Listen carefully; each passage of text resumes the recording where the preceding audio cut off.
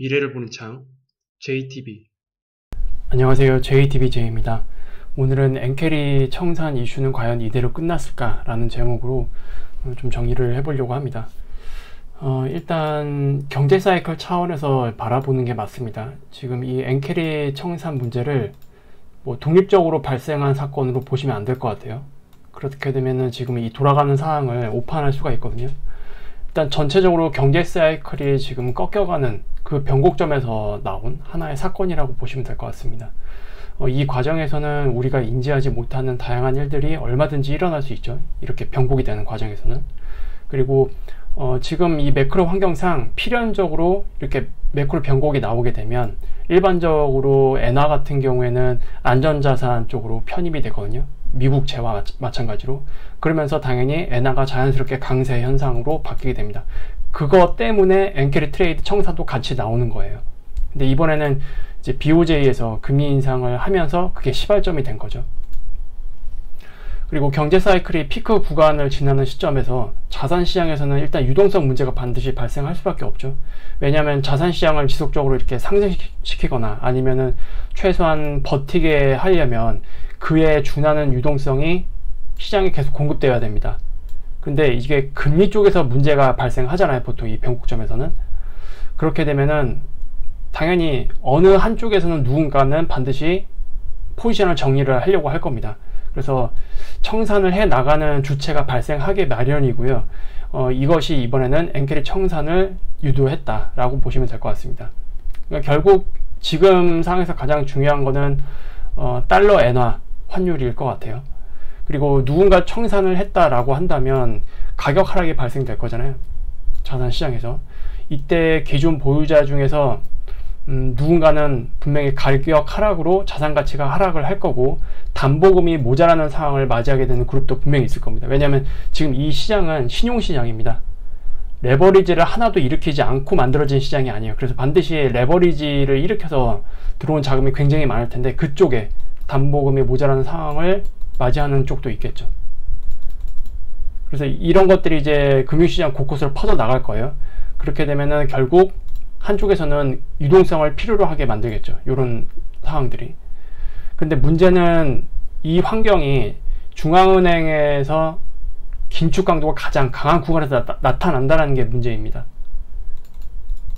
그래서 어쨌든 엔캐리 청산도 유동성이 빠져나가는 현상 중에 하나다라고 보시면 될 것 같아요. 이제 큰 관점에서 봤을 때는.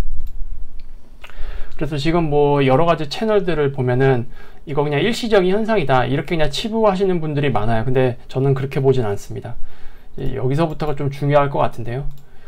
일단 미국 국채 그리고 엔화가 같은 방향으로 움직이는 시점이 굉장히 위험합니다. 그리고 이 시점이 통상적으로 언제냐? 미국의 기준금리 기준으로 봤을 때 기준금리가 최상단을 찍고 동결 구간이 끝나고 금리 인하가 시작되는 이 시점에 이런 현상이 나타납니다. 금리 인하를 한다는 거는 이제 매크로 환경에서 경제가 드디어 하방으로 꺾인다. 드디어 금리 인하를 해도 될 만큼으로 환경이 전환되는 거다. 이렇게 이해를 할 수가 있잖아요.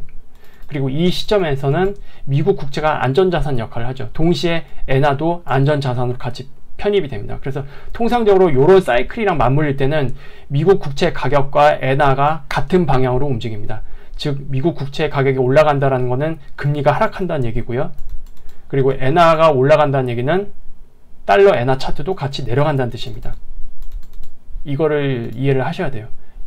그래서 당연히 엔화가 강세가 되면 그러니까 달러 엔화 환율이죠. 달러 엔화 환율에서 엔화가 강세를 보이게 되면 당연히 빌린 거를 빨리 갚아야 될 거 아니에요. 그럼 자연스럽게 급격하게 엔캐리 트레이드 자금을 청산을 하는 그런 움직임도 나올 수 있습니다. 과거에 이런 현상이 나타났을 때 어떤 일들이 일어났었느냐? 엔캐리 트레이드 자금이 급격하게 청산이 됐던 그 시기가 러시아 모라토리움 선언을 했을 때, 그리고 LTCM이 파산됐을 때, 그리고 2008년 금융위기, 코로나19 이때 엔캐리 트레이드 자금이 청산이 됐었습니다. 왜냐면 이때 다 어떤 현상이죠? 미국 국채가 강세, 엔화가 안전자산으로 편입되는 시기죠. 이때가. 그리고 리세션, 즉 침체가 발생하는 구간에서는 무조건 나타납니다. 왜냐하면은 침체가 발생하는 구간이 전통적으로 이런 현상이 나타나는 구간이기 때문입니다. 이걸 이제 N달러 차트로 보면은 이해하기 쉬워요. 이때는 이제 침체 구간이죠. 걸프적이 일어났을 때. 그때 보니까 이게 지금 달러 엔화 차트입니다. 달러 엔화 차트가 밑으로 하방을 보이죠. 엔화 강세라는 뜻입니다. 이때 당연히 엔크리 트레이드 자금 청산됐겠죠. 그리고 이때는 러시아 모라토리움 선언, LTCM 파산, 그런 급격한 문제가 발생을 하면서 엔화 강세가 더 급격하게 나타나죠. 그래프 자체가 확 꺾이잖아요. 절벽으로 떨어지잖아요. 이때는 자산 시장에 폭락이 나옵니다. 이 구간. 그리고 나서 바닥이 만들어지죠. 그리고 이때는 언제죠? 닷컴 버블이 붕괴된 이후, 그때죠.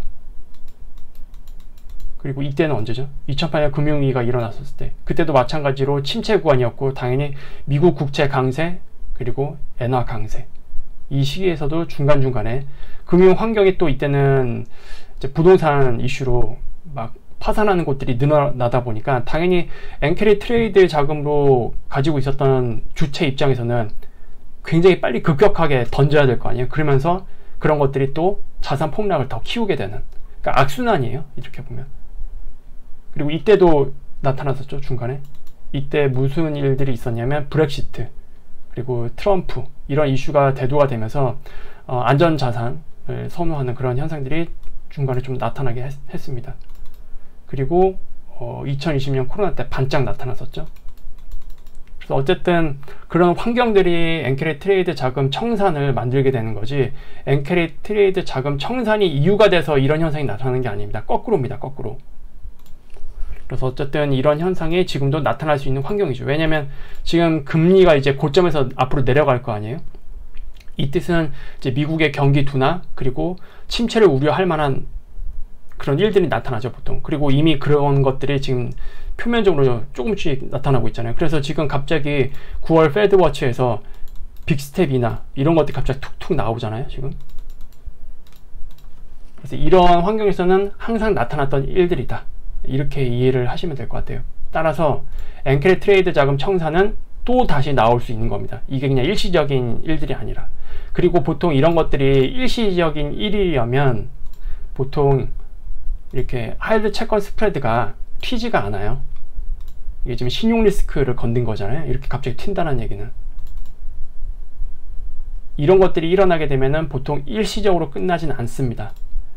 이거 이제 쭉 당겨보면은 지금 하이드 채권 스프레드 갑자기 위로 고개를 팍 올렸잖아요. 이게 엔캐리 트레이드 자금 청산이 되면서 금융시장이 긴장을 한 거거든요.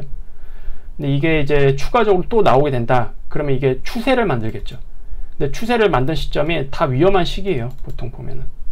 이때도 중간중간 좀 위험했었고.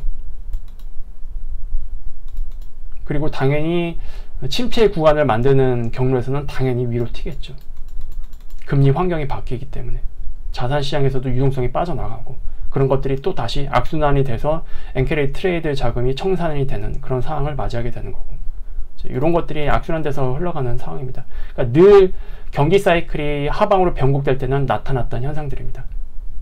그래서 여러분들이 이 문제를 절대로 일시적인 현상으로 보시면 안 된다, 그런 것들을 좀 말씀을 드리고 싶었어요.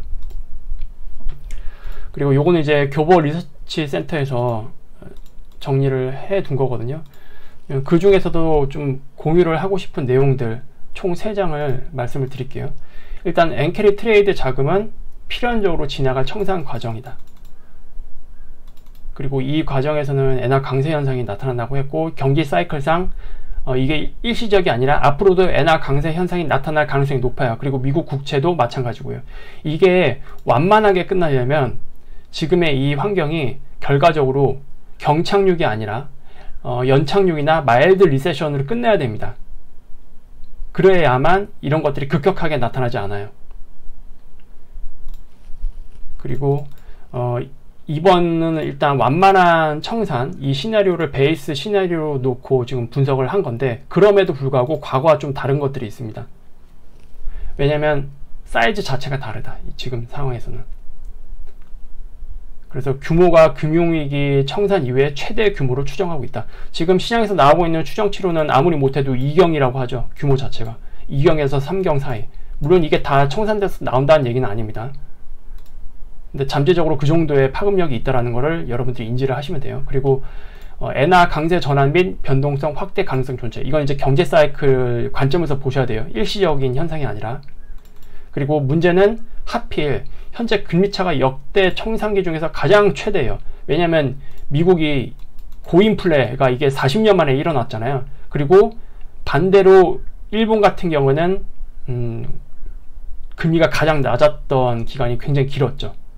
그래서 엔캐리 트레이드 자금 규모가 이렇게 많이 커진 겁니다.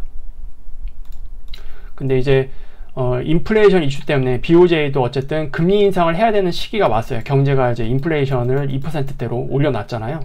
그럼 당연히 금리 인상을 해야죠. 정상화 해야죠. 정상화하는 건 당연스러운 겁니다. 근데 이 과정에서 이 금리의 차 때문에 조금만 올려도 규모 자체가 크다 보니까 갚아야 할 돈이 엄청나게 많이 늘어날 겁니다. 조금이라도 늦게 갚게 되면. 그러니까 당연히 급진적으로 갑자기 청산이 딱 쏟아져 나온 겁니다. 1차적으로. 그리고 저번에 성명서 발표하면서 연내 추가 인상도 고려하고 있다라는 이야기가 나오고 있죠. 그래서 이번에는 완만한 청산이어도 과거와는 다르게 이게 유럽 쪽도 만만치 않게 지금 규모가 되거든요. 이런 것들이 같이 청산이 되면서 파급력이 다를 수 있다는 게 지금 분석 내용입니다. 그리고 아까도 말씀드렸다시피 규모 자체가 너무 엄청나다. 이렇게 보시면 될 것 같아요. 그리고 이제 추가적으로 말씀을 드릴 내용은 지금 이제 유동성 관련 쪽으로 다 살펴보면은 이제 신용 리스크를 살짝 건드렸어요. 지금은 좀 완화시키긴 했지만 이게 저는 일시적이라고 보고 있지 않거든요. 아마도 다음에 또 한번 또 잠깐 완화가 됐다가 이게 엔캐리 트레이드 자금 청산이 되는 그런 트리거가 또 한번 만들어질 것 같습니다. 왜냐하면 지금 경제 사이클이 꺾여가고 있기 때문에 이게 가장 큰 요인입니다. 이 구간에서는 반드시 엔화가 강세 흐름으로 기조적으로 이렇게 바뀌거든요. 근데 물론 아까도 말씀드렸지만 이게 경착륙이 아니라 연착륙이나 마일드 리세션으로 끝나면 그나마 엔화 강세 그 강도가 조금 완화가 되면서 가겠죠. 근데 어차피 불가피해요. 어쨌든 엔화 강세는 그 구간에서는 무조건 나타납니다. 그러니까 엔캐리 트레이드 자금 청산이 언제쯤이라도 다시 나올 수 있다. 이렇게 보시는 게 맞을 것 같아요. 그리고 지금 유동성 상황을 또 추가적으로 보면 영래포 잔고를 제가 지난번에 체크를 했었을 때 이게 계속 쭉 내려오다가 이게 유동성이 빠져나가는 거거든요. 이게 시장으로 투입되는 거예요. 시장으로 투입되는 건데 그래서 이 과정에서 증시도 많이 상승했습니다. 이게 이제 금융시장으로 들어오니까. 근데 그러다가 이제 이 구간부터 좀 위험한 구간이거든요. 왜냐면 이제 요만큼만 내리면 유동성을 더 빼서 쓸 데가 없어요. 그러면 단기 자금 시장에서도 유동성이 부족해집니다. 이게 올해 상반기까지는 괜찮았어요. 이게 쭉 내려오다가 완만하게 버텨줍니다. 그러다가 지금 엔캐리 트레이드 자금 청산이 한번 나오고 나서 방향이 밑으로 살짝 꺾였어요. 이제 여기로 내려오면은 단기 자금 시장에서는 어떤 현상이 일어날 거냐? 단기 자금 금리가 올라갈 겁니다. 이미 지금 튀고 있죠. 이런 것들이 또 하나의 또 텐트럼을 만들죠. 대표적으로 2018년이 있습니다. 2018년 때 금리가 이제 계속 올라가면서 단기 자금 시장에서 이제 점점점 자금이 고갈되다 보니까 레포 금리가 탁 튀면서 발작이 일어났죠. 그러면서 증시 폭락했었죠, 그때. 근데 결국 이런 것들이 이제 명분이 돼서 결국 페드의 정책을 수정하게 만들었습니다.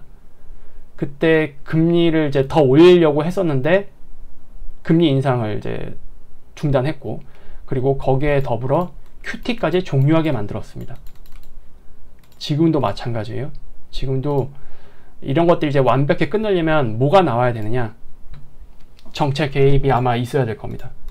일단 오늘은 구두 개입이 있었어요.